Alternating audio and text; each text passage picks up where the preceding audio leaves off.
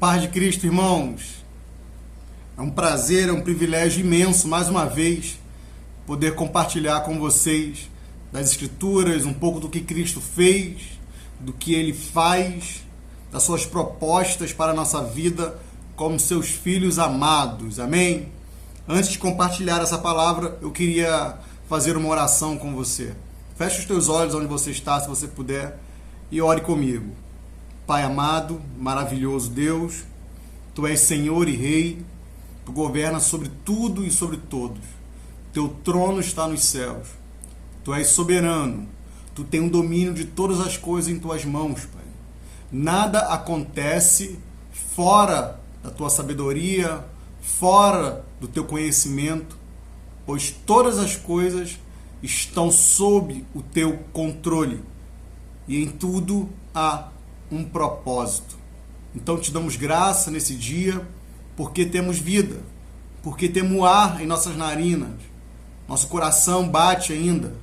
Então, Deus, que o ar que nós respiramos, que o pulsar do nosso coração, que o som da nossa voz, que o vigor do nosso corpo, Pai, que o intelecto da nossa mente, que o nosso refletir, o nosso meditar, o nosso pensar, sejam todos depositados nesse dia, nesse momento, aos Teus pés, e que tudo seja para a Tua glória. Oferecemos o nosso corpo, a nossa totalidade a Ti como sacrifício vivo, santo e agradável. E pedimos que o Senhor fale conosco. Pedimos que o Senhor toque nossa mente, toque nosso coração. Leve as nossas mãos a se moverem após ouvirmos Sua palavra. Faça-nos refletir a respeito, Pai, de como temos vivido. E que tudo seja para a Tua glória. E que após ouvirmos a Sua palavra, Pai, nosso coração possa arder mais. Nossa vida possa ser mais dedicada. O nosso comprometimento contigo, Pai, possa ser revigorado. Para que o nosso coração, Deus, seja sincero. Para que a nossa vida seja sincera. Para que o primeiro amor habite, abunde em nós. Para que possamos, então, te servir com sinceridade, com integridade e com todo o nosso coração. É isso que nós oramos ao Senhor nesse dia. Amém. Amém, irmãos. Quero compartilhar com você um texto que Paulo escreveu aos Filipenses, capítulo 1, verso 21. É um texto muito conhecido. É um texto muito falado. Com certeza você, meu irmão, já disse isso uma vez para alguém. Seja brincando ou não, seja em oração ou não. Você já viu, já ouviu, já falou esse texto, já citou esse texto, com certeza. Filipenses, capítulo 1, verso 21. Mas eu queria falar e compartilhar com você um pouco da profundidade que existe por trás das palavras de Paulo, quando ele escreve aos crentes que estão em Filipe. Eu queria compartilhar com você esse texto. O verso 21 diz assim: porquanto, para mim, Paulo está dizendo, para mim, o viver é Cristo, e o morrer é lucro. Viu como é que você sabe? Viu como é que você já conhece esse texto, já ouviu, já sabe até de cor? Mas eu quero compartilhar com você um pouco sobre a profundidade que está por trás dessas palavras de Paulo ao dizer essa verdade. Eu queria dividir ele em três partes. Na primeira parte, quando Paulo fala porquanto para mim, eu queria falar um pouco sobre isso. Na segunda parte, quando Paulo fala o viver é Cristo, eu queria falar um pouco sobre isso. E a terceira parte, quando Paulo fala o morrer é lucro, é ganho, é um privilégio, é benefício para mim. Então vamos lá. A primeira coisa que Paulo fala é porquanto para mim o viver é Cristo. A primeira coisa que nós precisamos aprender com Paulo é que há uma responsabilidade em nós de decidirmos viver uma vida para Cristo. É uma decisão sua e minha como cristão vivermos o máximo para Cristo. É uma decisão nossa nos entregarmos por completo a Cristo.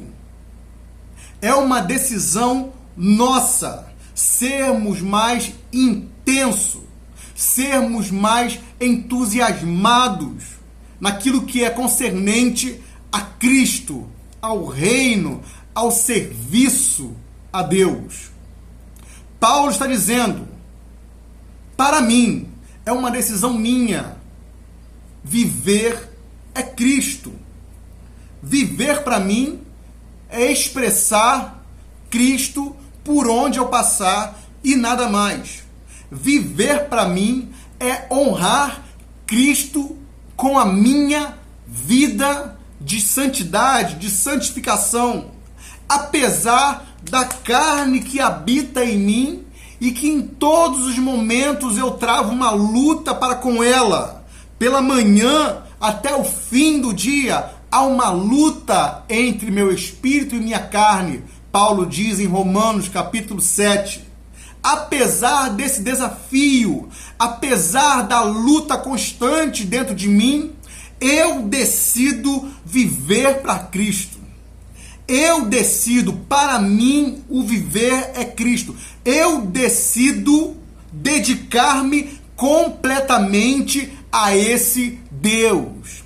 Eu decido levar essa proposta do Evangelho a todos por onde eu passar, a ricos, a pobres, a mendigos, moribundos, a reis, por onde eu passar, eu decido pregar, propor, exalar esse perfume desse Cristo que me encontrou, desse Cristo que me revelou as suas verdades, desse Cristo que me amou quando eu ainda estava no caminho contrário ao Evangelho, desse Cristo que me amou, diz Paulo, quando eu ainda o perseguia, desse Cristo que não fui eu que fui atrás dele, mas ele desceu e veio ao meu encontro para me tirar daquele caminho tortuoso que eu caminhava e para me trazer para a sua maravilhosa luz e me chamar então de filho. Paulo está dizendo, eu decido viver agora para esse Cristo e nada mais me importa. Nada mais me importa. Meu irmão, viver para Cristo é uma decisão. É uma escolha que você precisa tomar na sua vida. Digo você que é crente. Eu digo viver para Cristo, como Paulo está dizendo, é viver somente para as coisas concernentes ao Evangelho, ao reino. É pensar o reino em todo tempo. Eu estou no meu trabalho, eu estou pensando o reino. Ou seja, o meu trabalho passa pelo crivo, pelo filtro do reino. A minha vida familiar passa pelo filtro do reino. Os meus sonhos passam pelo filtro do reino. Tudo que eu planejo, tudo que eu desejo, passa pelo filtro da mente de Cristo. Eu decido viver para Cristo. Para mim, o viver é Cristo. Nada vai me parar, nada vai me abalar, nada vai tirar o meu foco. E por falarmos em foco, vivemos em um período no século 21, onde o foco é uma coisa escassa na humanidade nos dias de hoje. As redes sociais, o mundo tecnológico está tirando o nosso foco. Hoje mesmo eu ouvi um rapaz falar que a média humana de foco para o ser humano é em média 9 segundos. Nós não conseguimos ficar com muita objetividade mais de 9 segundos focado em uma coisa, sem que o nosso pensamento vagueie, sem que a nossa mente vá para outro lugar, sem que as notificações do nosso celular, do Instagram, do Facebook, do Zap, nos atraia e chame a nossa atenção. O nosso foco é limitado, é mínimo, é pouco. Vivemos em um mundo diluído, em um mundo aguado, com muitos desafios. E o nosso desafio hoje, cristão, filho de Deus, é decidir viver para Cristo. É uma decisão, é uma escolha. É decidir no coração viver para Cristo. Duas pessoas que decidiram no coração, a Bíblia está infestada de exemplos para isso. Mas duas pessoas que eu me lembro, uma é o filho pródigo, que pegou sua riqueza e foi embora.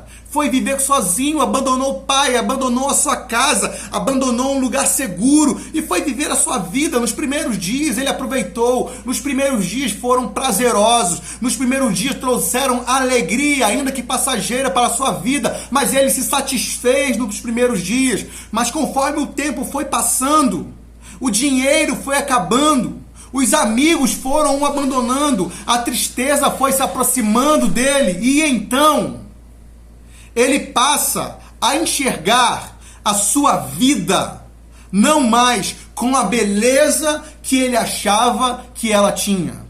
Ele passa então no seu coração a pensar no privilégio que os criados do seu pai têm na casa do pai. E então ele coloca no seu coração, ele fala consigo mesmo: voltarei para a casa do meu pai e o servirei. Voltarei para a casa do meu pai e o servirei. Ele coloca isso no seu coração primeiro. E depois de colocar isso no seu coração, ele se levanta e vai. Ele decide no seu coração. E após decidir no seu coração, ele se levanta e faz. Uma outra pessoa que decidiu no seu coração foram os 10 leprosos. 10 leprosos receberam a cura ali. Jesus disse: olha, vá e no caminho vocês serão curados. E eles foram, e no caminho os 10 foram curados. Porém, somente um lembrou no seu coração do que havia recebido e decidiu voltar para agradecer a Cristo. E quando esse um aparece, Cristo faz uma pergunta: onde estão os outros 9? Não foram 10? Somente um decidiu voltar para agradecer a Cristo. Somente um realmente reconheceu aquele homem de Nazaré como Senhor e soberano. É uma decisão. É uma decisão. Quantas vezes decidimos no nosso coração? Quantas vezes planejamos no nosso coração viver de um modo diferente? Quantas vezes, após ouvir um sermão dominical, nós colocamos no nosso coração: a partir de hoje eu vou ler a Bíblia, a partir de hoje eu vou intensificar a minha vida de oração, a partir de hoje eu não vou cometer mais aquele pecado matutino, a partir de hoje eu não vou mais dar a minha voz, dar ouvido ao diabo, a partir de hoje eu vou viver uma vida intensa, a partir de hoje eu vou ser como esse homem que o pregador pregou, a partir de hoje eu vou voltar ao primeiro amor, como Felipe, domingo retrasado, pregou, a partir de hoje eu vou intensificar a minha vida, a partir de hoje eu não vou ser mais morno, eu vou ser quente ou frio, pois os dois lados, tanto quente quanto frio, seria praticamente correto naquele contexto da igreja de Laodiceia. A partir de hoje eu vou mudar. E você coloca no teu coração, e você sai daquele culto radiante, fervendo, e vai para casa e dorme, e na segunda-feira você bate de frente com a sua realidade, na segunda-feira você bate de frente com as tentações, na segunda-feira você bate de frente com os desafios, e então você não decide vencê-los. E então você cai de novo, e então você tropeça de novo, e então você vive os mesmos pecados. Por quê? Porque não decidimos na prática mudar. Deus está nos chamando a uma responsabilidade. Deus está dizendo: filho, eu não tenho como descer do céu, tocar no teu coração, virar a chave e fazer você radiante de amor.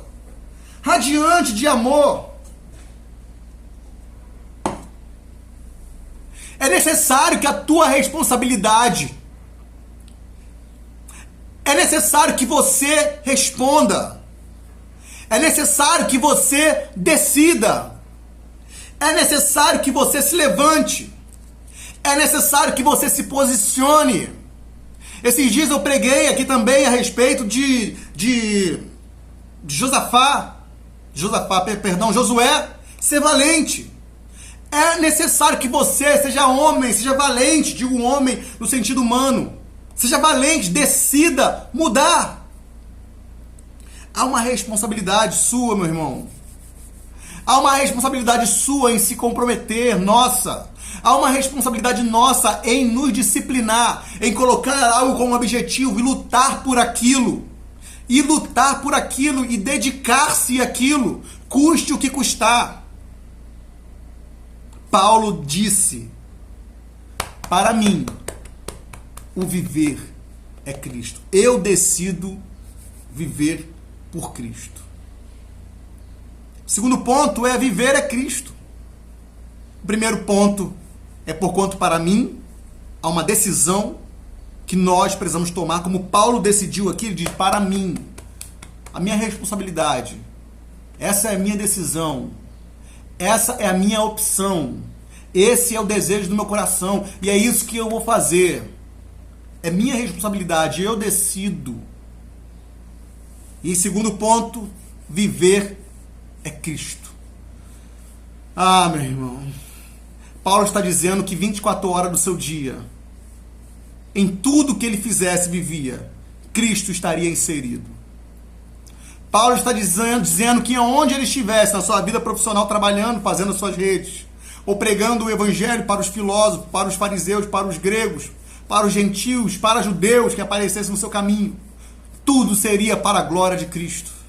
Diante dos desafios da vida, do pecado, da carnalidade, da proposta do homem, da proposta do corpo, do pecado que habita em nós, das propostas de Satanás. Diante de tudo isso, Paulo diz, eu decido viver para Cristo. Estar aqui nesse corpo é Cristo. Viver nesse corpo é glorificar a Cristo.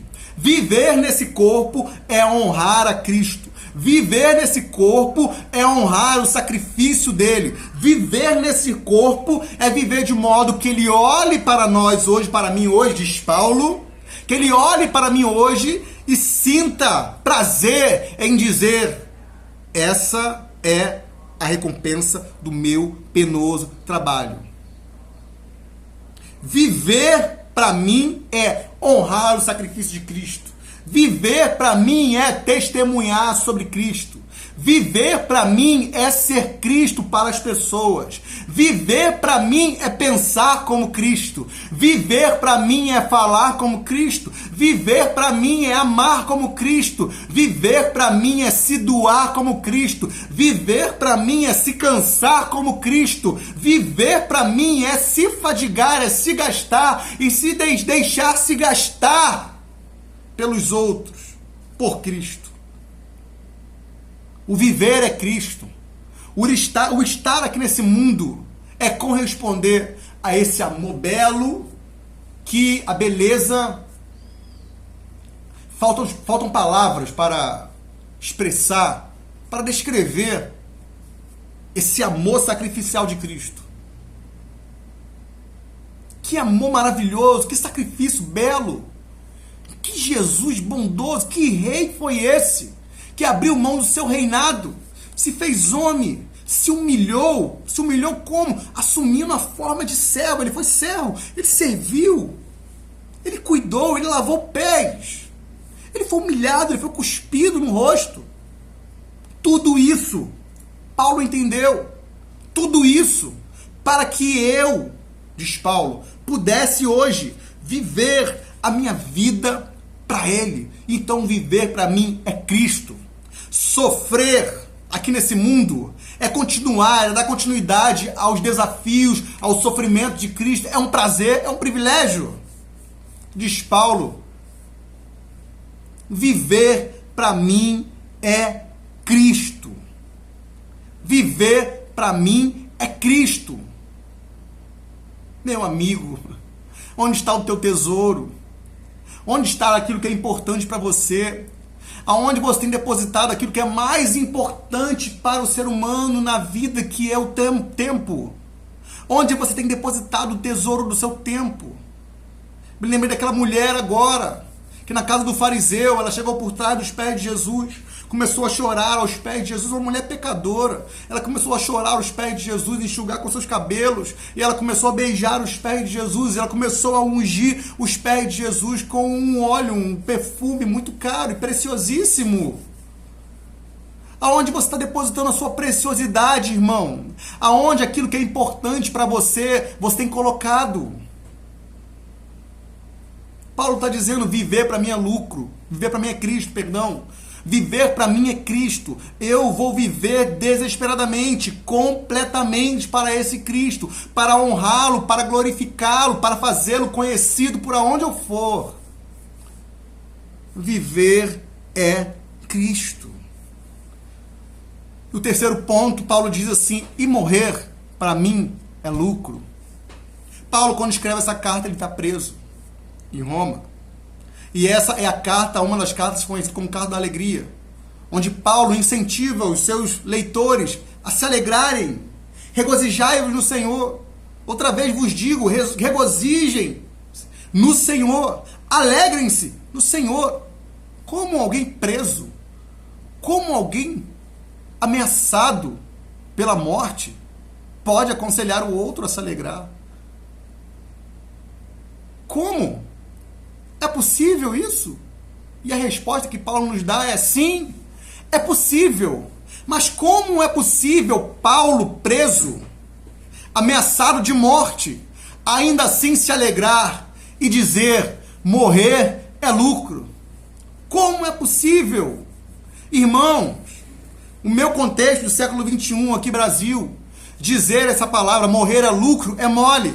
Eu não tenho ameaça. Eu não tenho ninguém na minha porta me ameaçando me matar por causa do Evangelho, porque eu preguei o Evangelho domingo na igreja, porque eu estou pregando aqui. Eu não tenho ninguém querendo me consumir, me destruir, porque eu estou pregando o Evangelho. Então eu dizer morrer é lucro é mole. Fica meio fora de contexto eu dizer isso hoje. Morrer é lucro pensando apenas em uma morte física aqui. Paulo, quando diz morrer para mim é lucro, ao redor dele estão leões, estão pessoas querendo tragá-lo e destruí-lo, estão pessoas o ameaçando, chamando ele de falso apóstolo, de herético, estão pessoas que queriam a morte dele, estão pessoas que diziam que só iriam parar quando visse Paulo morto. Ele está sofrendo afrontas, perseguição. Paulo, por muitos desafios, passou na sua vida, perseguido, açoitado, sofreu naufrágio, foi perseguido. Uma vez ele teve que descer por um cesto, ele diz, porque senão ele iria morrer. E Paulo está dizendo: se eu morrer aqui, eu estou no lucro. Por que Paulo diz que morrer é lucro? Qual é a consciência que Paulo tinha que nós precisamos ter hoje, irmão? Paulo tinha uma visão da eternidade. Para Paulo, morrer significava estar com Cristo de imediato.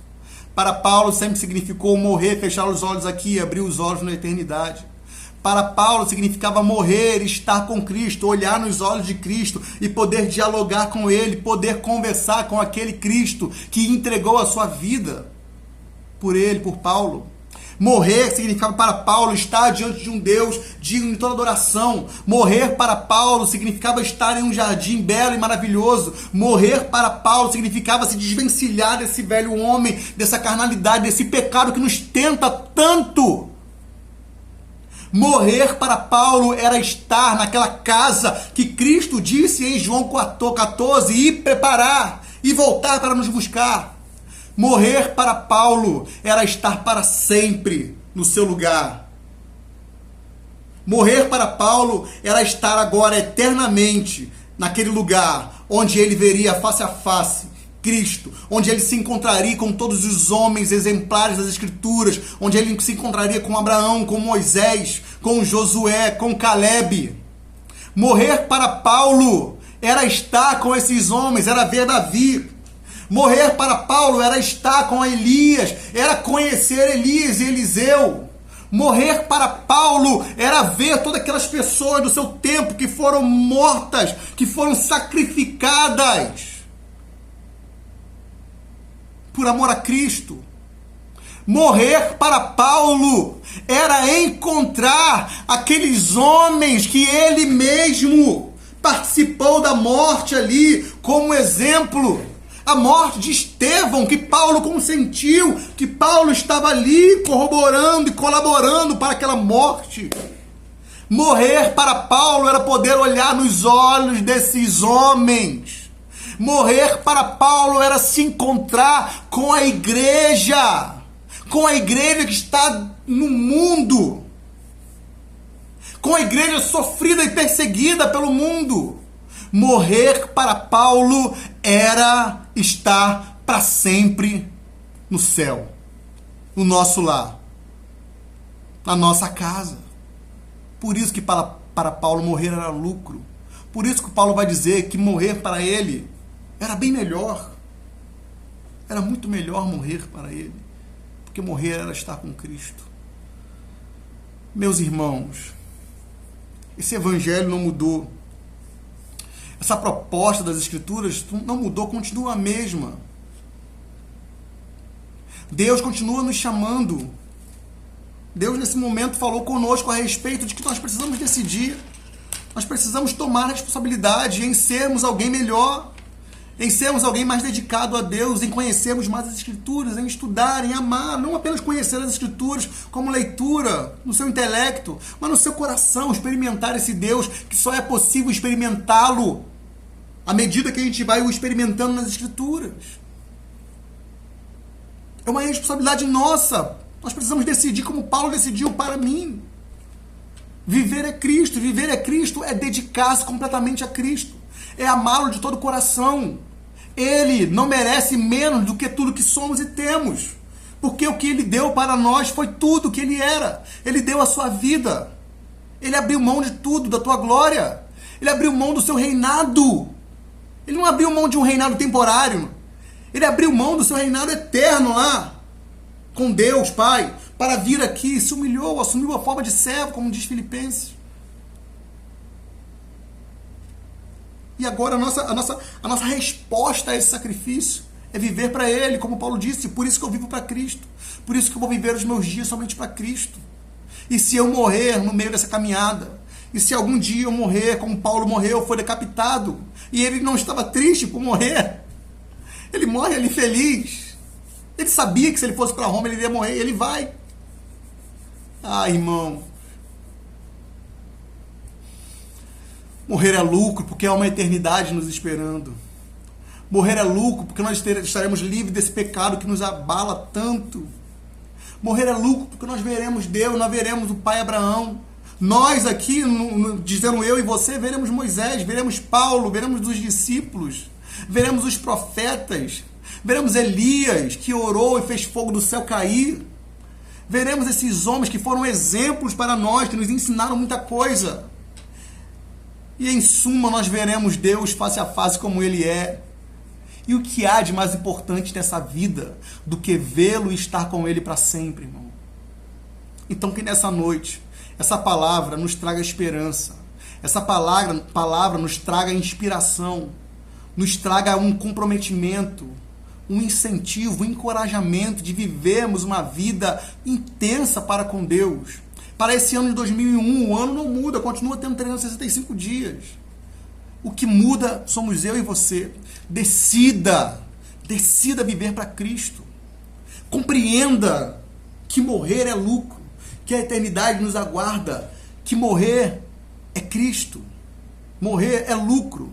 Morrer é estar com Cristo, como Paulo dizia, fechar os olhos aqui nessa vida é abrir os olhos na eternidade com Cristo. Não existe nada melhor, não existe nada mais prazeroso do que estar com Ele no paraíso, nos céus. Maravilhoso. Feche teus olhos, irmãos. Feche teus olhos. Maravilhoso Deus bendito.